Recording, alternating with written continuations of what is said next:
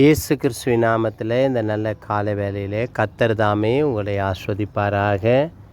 இன்றைக்கு நாம் தியானிக்க வேண்டிய வார்த்தைகள் சங்கீதம் புஸ்தகம் 18ஆம் சங்கீதம் 29ஆம் வசனம். உம்மாலே ஒரு மதிலை தாண்டுவேன், உம்மாலே ஒரு சேனைக்குள் பாய்வேன். அருமையான தேவனுடைய பிள்ளைகள், நம்ம வாழ்க்கையில் எவ்வளோ விதங்கள் நமக்கு வர வேண்டிய ஆசீர்வாதங்கள்லாம் நம்ம கைக்கு வராதபடிக்கு அநேக தடைகள் நம்ம வாழ்க்கையில் இருக்கும்.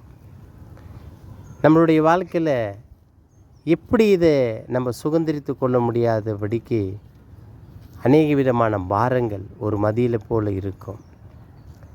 எல்லாம் கை கூடுகிறத போல் இருக்கும், ஆனால் எதுவுமே கை கூடாது. எல்லாம் நடக்கிற போல் இருக்கும், ஆனால் எதுவுமே நடக்காது.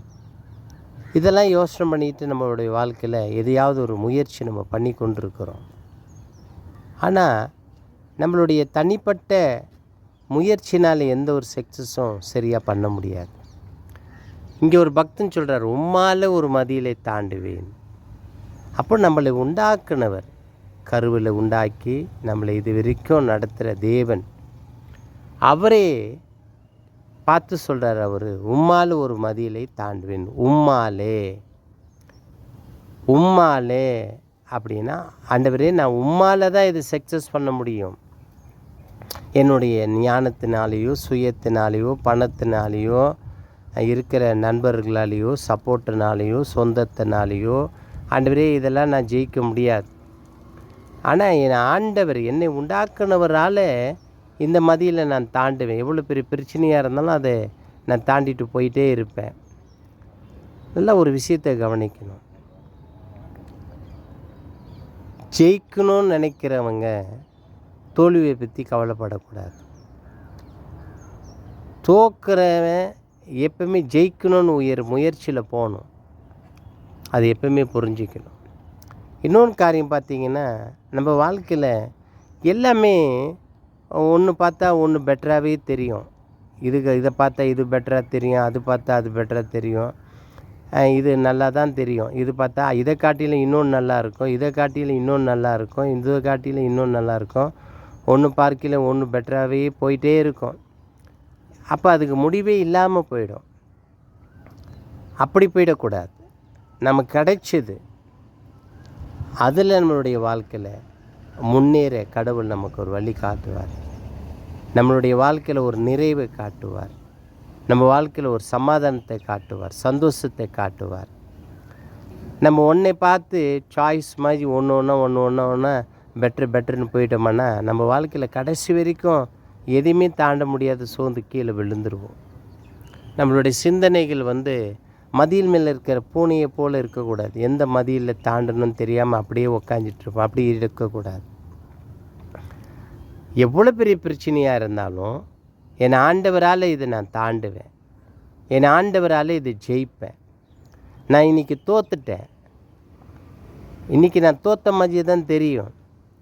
ஆனால் இதை நான் தோக்கலை, என் ஆண்டவர் எனக்கு ஜெயிக்க வைப்பார். இந்த தோல்வி தான் என்னுடைய வாழ்க்கையில் ஒரு வெற்றிக்கு ஆரம்பம். இந்த தோல்வி தான் என்னுடைய வாழ்க்கையில் ஒரு வளர்ச்சிக்கு ஆரம்பம்.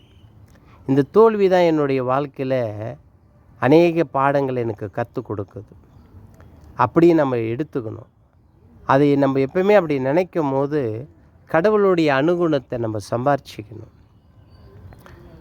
நல்லா இருக்கும் போது கடவுளை தேடுறதுலையும் பார்க்கலையும், ஒன்றுமே இல்லாத இருக்கிறதுலையும் கடவுளை தேடுறதையும் பார்க்கலையும் எப்பவுமே தேடணும். எப்பவுமே நம்மளுடைய அவர் நம்ம முன்பாக வைத்து கொள்ளணும். அதான் சொல்கிறேன், உம்மால் ஒரு மதியில் நான் தாண்டுவேன் ஆண்டவரே, உம்மால் ஒரு சேனைக்குள்ளே நான் பாய்வேன் ஆண்டவரேன் என்று அவர் சொல்கிறார். அப்போது எவ்வளோ பெரிய மதியலாக இருந்தாலும் நம்மளால் தாண்ட முடியாது. நமக்கு யாராவது தூக்கி விடணும். ஒரு செவரை தாண்டி அந்த பக்கம் போகணும்னு யாராவது நம்ம தூக்கி விட்டால் தான் அந்த பக்கம் போக முடியும். இந்த நம்பிக்கை மனுஷன் மேலே போயிடக்கூடாது, நம்ம மேலே வந்துடக்கூடாது. சருகி கீழே விழுந்துருவோம். ஆனால் கடவுள் நம்மளை உண்டாக்குனவர், ஆண்டவரே உம்மால் நான் தாண்டுவேன்.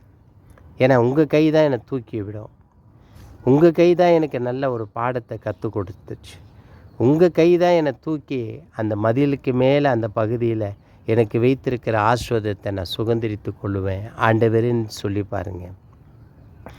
அவரை முன்னாடி வைங்க. அதான் பக்தன் சொல்கிறார், உம்மால ஒரு மதியலை தாண்டுவேன். அப்போ எவ்வளோ பெரிய பிரச்சனையாக இருந்தாலும் நம்மளை உண்டாக்குன தேவனை முன்னாடி வைத்து நம்ம நடத்தும் போது அவருடைய அனுகுணத்தை நம்ம சம்பாரித்து, ஆண்டவரே நீங்கள் என்னை கைப்பிடிச்சு தூக்கி விடுப்பீங்க, அந்த வைராக்கியம் எனக்குள்ளே இருக்குதுன்னு சொல்லுங்கள். உங்கள் வாழ்க்கை இன்பமாக இருக்கும், மகிழ்ச்சியாக இருக்கும். ஒன்று மேலே ஒன்று பெட்டராகவே போயிடாதீங்க. லாஸ்ட்டை தோற்றுருவீங்க. இருக்கிறது ஆண்டவர் கொடுத்தார் என்று சந்தோஷத்தோடு ஏற்று செய்யுங்க. பெரிய காரியங்களை கடவுள் உங்களுக்கு செய்வார். ஜெபிப்போம். பரலோக தகப்பனே, இந்த நல்ல கால வேளையில் உடைய பிள்ளைகளை ஆஸ்வதித்து மகிமைப்படுத்துங்க. இவங்க வாழ்க்கையில் ஒரு பெரிய மகிழ்ச்சியான காரியங்களை செய்து இவங்களை எடுக்கிற எல்லா முயற்சியில் எல்லா மதில்களை தாண்டி ஜெயிக்கிற வல்லமையை கொடுங்க. பரலோக பிதாவே, ஆமீன்.